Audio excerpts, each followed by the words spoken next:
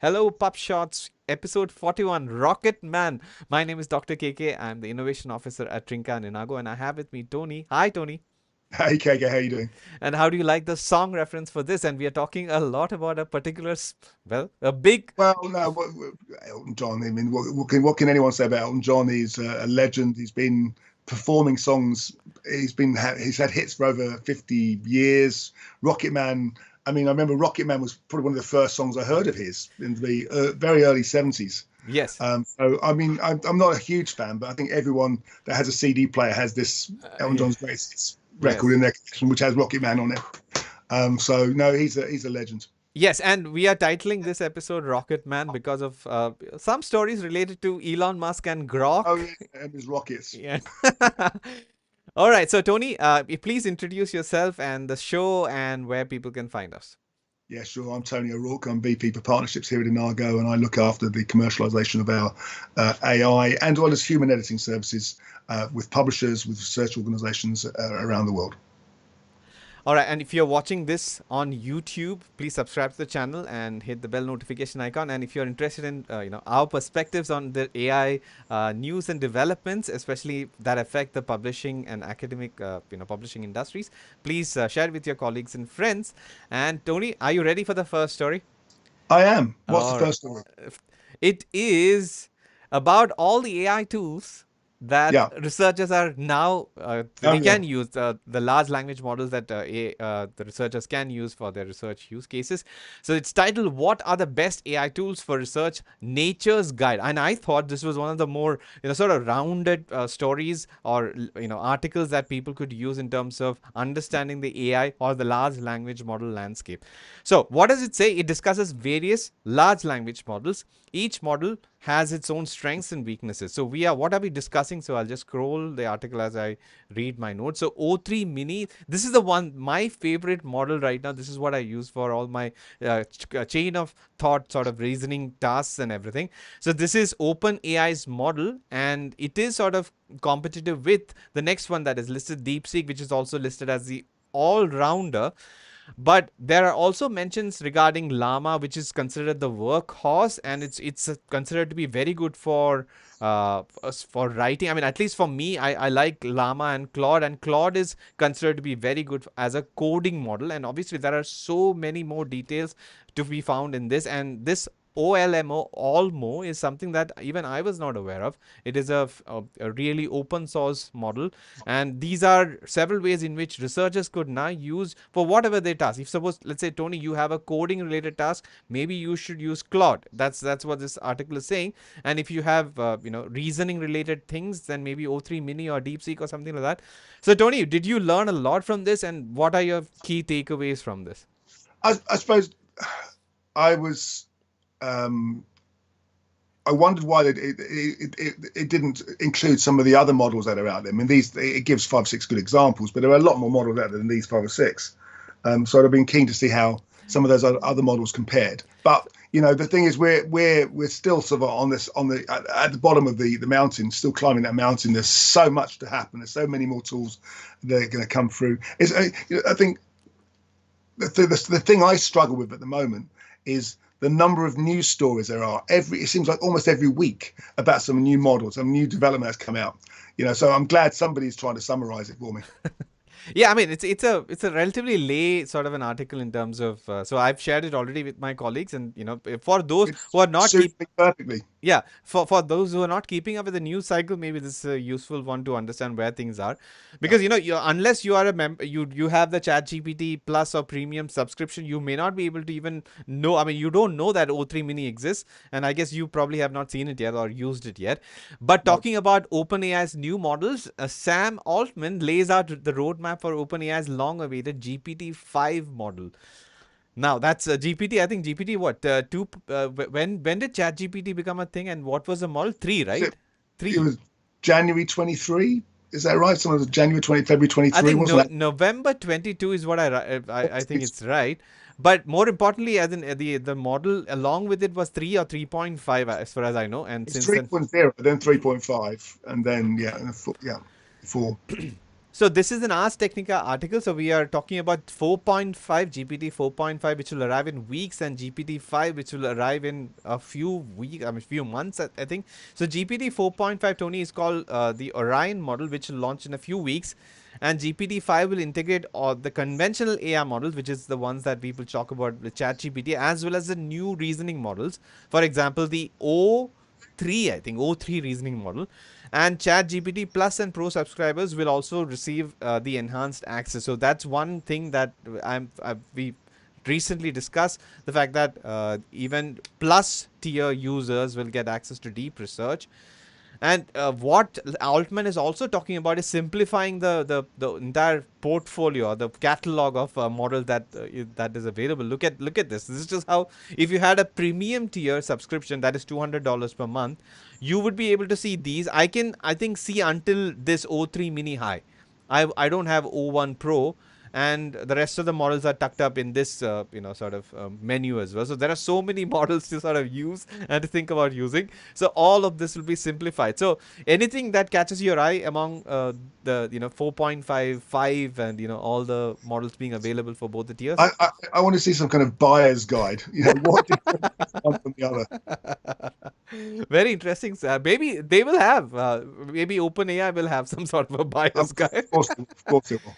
Yeah, and why should a researcher pick one model rather than the other? There needs to be something that will. And that Nature article we talked earlier on is a good starting point. But I think a bit more detail in terms of why should somebody pick 3.5 or 4 or 4.5? Yeah, so it's written here that so for example, GPT 4.0 versus 4.0 with scheduled tasks.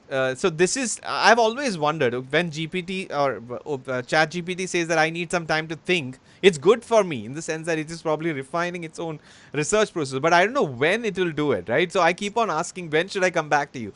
So maybe that will be solved with GPT 4.0 with scheduled tasks, and O1 for advanced reasoning, O3 Mini for fast and advanced reasoning. So I currently am using between these two, and these are very good in terms of making sure that they go through the chain of thought reasoning steps and giving me the right answers. Okay.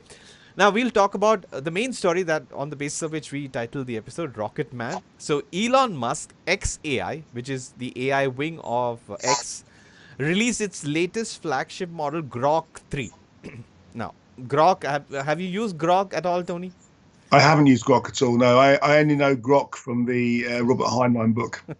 Yeah, which is a famous. I love that novel. Anyway, Stranger in a Strange Land. Yeah, I love the character Michael Valentine Smith. Anyway, so Grok 3 is supposedly can analyze images and answer questions. So it is similar to ChatGPT 4.0 and Google's Gemini. Now, Tony, keep in mind this particular fact. XAI used 200,000 GPUs to train Grok 3, and Grok 3 is said to perform GPT 4.0 in tests, and it includes reasoning models as well. And you need a super Grok subscription to have access with more features. So this is a very sort of interesting announcement. But then there is, what are people saying about Grok 3? So obviously they're comparing it to other models like OpenAI, Anthropic's models, and Google's. So people like Ethan Mollick and Andrej Karpathy, who's an AI expert, say that it is Grok 3's performance. It is comparable in some ways. It struggles with apparently generating scalable vector graphics as well as with humor. Apparently, it doesn't sort of match up to some of the other models in terms of humor, and faces ethical dilemmas, and politically, when dealing with politically charged topics. And one thing they bring to the sort of everybody's notice is that it has been trained 10 times on 10 times of computing power compared to Grok 2. So that's a big thing, and it's not yet revolutionizing anything, is what experts are saying. So I would now pause and ask your thoughts. Do you think Grok 3 would have a research or academia related impact? I don't know until I see it. I've never actually used any version of Grok, but I'm interested in what they talk about its use for images, for analysing images. That's always been a major point of contention. I know from our business, we get requests all the time from authors to help them to identify, or to improve the quality of their images, and publishers to ensure there's no image manipulation detection in images. So, I'm quite keen to see how this one will be used for images. Yeah, and one other thing that people are worried about with Grok is the political neutrality, considering the various stances that Elon Yeah, Musk has had. Yeah. there's always a risk. All right, moving on to the next story. It is from STM Publishing newsletter. California universities and Oxford University Press sign a landmark open access agreement. So basically, obviously, it's clear, but thousands of researchers and 60 institutions will be eligible for financial support when they choose to publish open access in OUP. So it's the same sort of a transformative read and publish sort of an agreement, as far as I understand, Tony. And using an open access license, reduce that. No, okay, wait, So anyway, what are your thoughts on this? Is it revolutionary as or a landmark agreement, as they Oh, say? look, this is one of the largest and most important university systems in the world. It covers places like UCLA, Stanford. Is it Stanford or Berkeley? I can't remember. There's a lot of some of the world's largest universities, most prestigious universities are in the California university system. Oxford University Press is one of the preeminent global publishers in terms of STM content. So I think anything that brings the two together is important. I would imagine, I don't know the detail, but I would imagine it would replace a previous deal that was in place where it was just access to content and not access to open access funding. So, it's another very important step in terms of moving away from those old access only deals to these read and publish deals. Right, and it is the agreement lasts for 4 years, and it's similar to sort of other transformative agreements I think we have talked about. And one Yeah, question that I have: California generally leads the way in terms of forward thinking, forward use of AI and technology yeah. and open access and everything. Will the other states follow suit, in your opinion? Um, yes, but slowly. California tends to be one of the first ones to adopt these kinds of new models, new licenses. But you can be pretty certain that there's some of the other larger consortia group on the East Coast or in the Midwest will be following if they have done so already. All right. Now, this is a Nature exclusive news story, Tony. These universities have the most retracted scientific articles. So it's a very detailed article listing which universities, which journals, and the retraction rates and everything. But I have some important points to sort of I've listed down. So one of the things that has come up is that Chinese hospitals and universities are ranking higher in the list. And one of the trends is that young physicians at hospitals were found to have purchased fake manuscripts from paper mills due to the pressure to publish papers for jobs or promotions. So that's an interesting trend. And do you have any thoughts on this, Tony, like Chinese hospitals or hospitals in general and younger clinicians falling prey to predatory journal offers?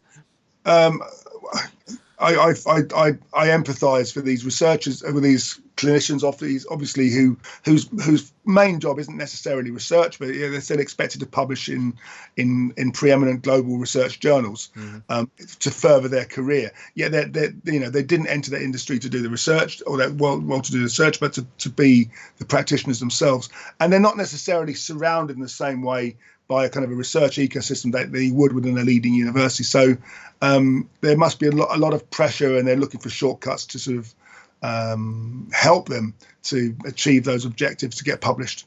And I said, any author. So we work with Chinese universities, we work with particularly Chinese hospitals and medical research centres. If you have any concerns at all, please talk to an organisation like Inaga to help you to get your manuscript in shape. Right, and one interesting, as in data point that I think you should consider while reading or knowing about these numbers is that there are three sources. One is retraction notices, one is retracted papers, and obviously backlog, as well as three separate data sources, dimensions, I think signals, and something else. So the trends in 2022, 2021 and 22 are rising, but 23 is very, very high. The bar graphs are high in terms of in terms of 1,000 retractions, as you can see, as well as this is another way to look at it. Some of the nations show very high rates, including, let's say, Saudi Arabia and China. So Yeah. the researchers in these universities are probably not aware of the strict ethical and sort of scientific integrity standards that they are not able to follow. And if suppose they need guidance, they obviously can seek some professionals in terms of improving their manuscripts, so that they have lower chance of retraction, right, Tony? Yeah, and I think we need to put this into context as well. There's always been malpractice in academic research. I just think the tools are available now to more easily identify papers that should be retracted. But there should be papers published in the past that should have been retracted that just weren't picked up. Right, right. So a lot of like interesting notes. As in, if suppose you're interested in knowing about retractions, you should read this article and gain knowledge. And if suppose you need some help, obviously we have some tools that'll help you make sure that your paper is Yeah. robust and scientifically. So Tony, maybe we can quickly talk about that if you want. Yeah, no, as I said earlier on, if any questions at all about your manuscript or how you present your manuscript, if you've used an AI tool, be open and honest about how you use an AI tool. If you've got any concerns about the references, there are sources that you can use to check that whether you use the most valid references. You can talk to us about how you word and how you phrase your content, your paper, so that if there are any issues around plagiarism, we can help you identify that, pick that up. Because if you send that paper to a publisher and they run plagiarism checks, they run AI detection checks, and and that paper scores against both of those checks, your paper will get rejected. Or if it doesn't get rejected, may get then retracted later on down the line if it's found to be fraudulent or some way. So talk to an expert first. Excellent. Thank you, Tony. And now we're going to a couple of quick hits. The first one is a BBC news story, one of the first, I think, that we have had from BBC, at least a source. UK and US refuse to sign international AI declaration. So, in a nutshell, a bunch of countries have signed it, including France, China, and India. The UK government cites national security and global governance concerns. The US Vice President J.D. Vance is against excessive AI regulations, whereas French President Macron argues for more regulation. And, in the context of whatever the AI landscape is and with Mistral and everything, it's interesting. So I was curious as to why the UK would not sign such an agreement. Do you have any thoughts on this? We don't share the same policy as the EU. I don't think there's a particular need here for directives, as the EU has done. That's obviously one of the effects of Brexit, was that we're no longer part of the EU, and we don't necessarily need to follow their guidelines. But there's always been that sort of difference in approach. I think the UK approach is much more cautious, and we've made it very clear that we want to be able to be part of that AI economy. But we're watching to see how the Americans and the Chinese progress. Right, a very positive, interesting news story. Nature news story titled "A Scientist Use AI to Design Lifelike Enzymes from Scratch." So the enzymes can handle multi-step reactions, and these are pivotal for processes like plastic recycling, Tony. Then the AI design enzymes are 60,000 times more effective, as per the article. And traditional enzyme design was, like buying an ill-fitting suit. That's the analogy that's given. So the new method uses a combination of AI tools, and it's a big step forward in practical enzyme applications through AI. So I'm genuinely happy to see a positive AI news story, at least in the clinical application side of things. What are your thoughts? Oh, I'm not a clinician. I know you have a medical background, KK. I mean, I'm sure if somebody presented an enzyme to you that was 100 times more effective, or whatever it is, more accurate than the traditional model, you would embrace it with open arms. Yes, I mean, in the sense, at least regardless of how it was created. No, I mean, I would be worried in the sense that there has to be rigorous testing and everything before clinical application. But at the same time, in terms of drug discovery, protein folding enzymes and everything, these practical applications of AI, apart from obviously generating text and entertaining us, that's a separate matter altogether. So I'm very happy for this in terms of advancing. So as you say, this is a positive use. Yeah. And finally, South Korea aims to secure 10,000 GPUs for National AI Computing Center. This is their move in terms of advancing. So this number came as a stark contrast to the 200,000 GPUs employed by XAI for Grok 3. Your thoughts? South Africa, this is after China. Obviously, China is a leader from Asia. India is also making some steps in terms of being a national leader. And we talked about national or state level investments in terms of AI infrastructure to move things forward. So your thoughts? 10,000 GPUs is a lot, don't get me wrong. But as you say, you've compared that with what Elon Musk is doing with Grok and 200,000 GPUs, 100,000 on one project alone. It kind of shows sort of the direction of travel, how private industry is more able to influence and drive innovation and development than even national governments, which is worrying. Right. So that brings us to the end of our episode 41, Rocketman. So Tony, if suppose people want to listen to our previous episode or watch our previous episodes, where can they do that, and how can they find more about? Yeah, so we've got 40 episodes already now on YouTube. This is episode 41. If you want to find those episodes, just go onto YouTube and search Inago PubShorts, and you'll see our channel. Please click and share and like those episodes and share them with your colleagues. If you want to find out more information about us, also on LinkedIn, again, just a simple search for Inago PubShorts. And if you want to contact me directly for ideas in terms of suggestions for future topics, you can contact me on LinkedIn, and KK also on LinkedIn, or you can contact me by email at tonio@inago.com. All right, Tony. Thanks for that. And that brings us to the end of the episode. So on behalf of everyone, including Tony, this is Dr. KK signing off for PubShorts. We'll see you in the next one. Bye, Tony. See you next time.